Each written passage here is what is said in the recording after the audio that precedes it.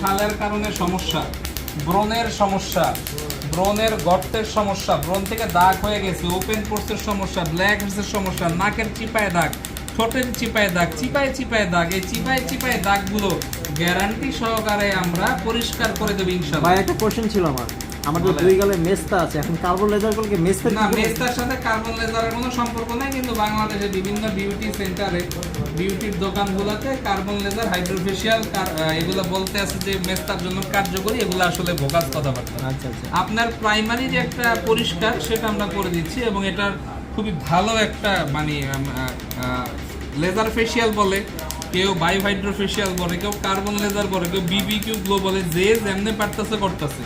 Original এটার নাম হলো অনলি কার্বন লেজার।